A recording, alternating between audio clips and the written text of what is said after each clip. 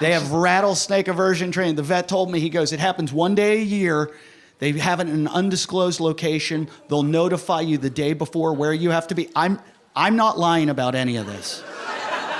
I swear to God, they have rattlesnake aversion training. You go to a place in the middle of the woods, and they train your dogs to stay. And I have 2 dogs, and I took my dogs to this rattlesnake aversion training, and the first thing they did, they took my dog's collar off and put another collar on with one of those electric boxes on it. Yeah. Hey. I know. It was like one of those electric fence collars, but it kind of had a car battery on it.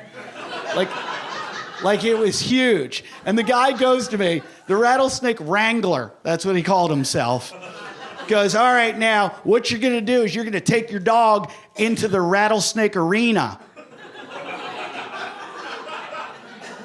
He called it an arena. You're going to take your dog into the rattlesnake arena, and when your dog goes to the rattlesnake, I got a remote control here, and I'm going to hit him with like 25 volts of electricity, and bam, I'll hit him, and boom, your dog will never go near a snake again. And I was like, this isn't happening. And he goes, why not? I'm like, because I'm not going in there. And he's like, why not? I'm like, because I don't have one of those collars on my neck. And he goes, you don't have to worry. And I said, why not? And he said, you'll see.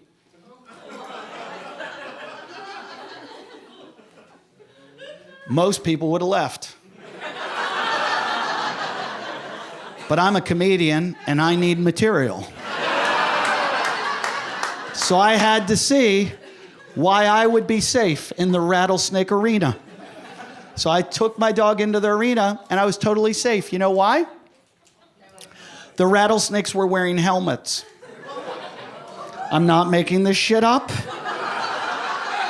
I walked in, there were a whole bunch of rattlesnakes, and all of them had what looked like light bulbs on their heads, taped around, and the snakes were like, they weren't even rattling. They're just like, get this shit off me.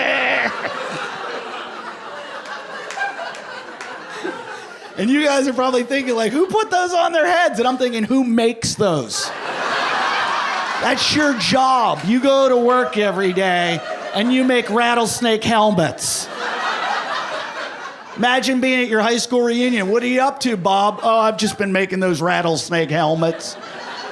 Oh, I'm glad things are picking up for you. So the guy goes to me, he goes, take your dog over to the snake. And he goes, that's what I'm going to get. I'll hit him. And I was like, all right. So I walk my dog over to the snake. My dog goes to attack it, like bam. And he goes, bam! Like he said that. Well, he did it. He goes, bam! And my dog jumped higher than I've ever seen a dog jump. And while it was in the air, I was thinking, shit, we need to do this with our Olympians.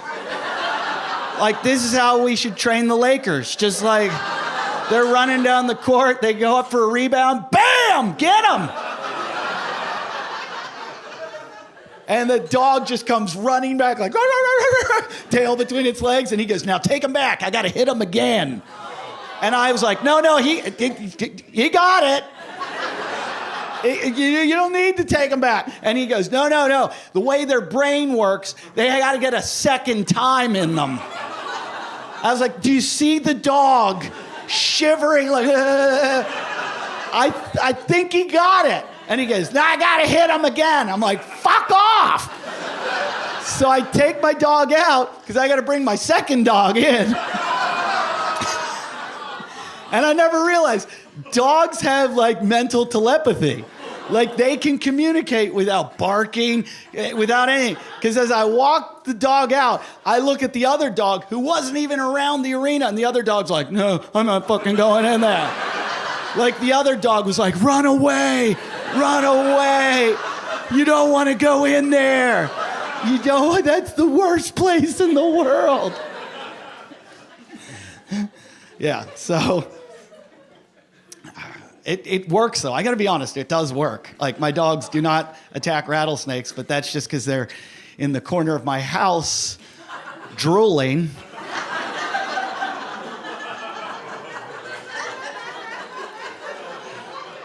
From the lobotomy that they got.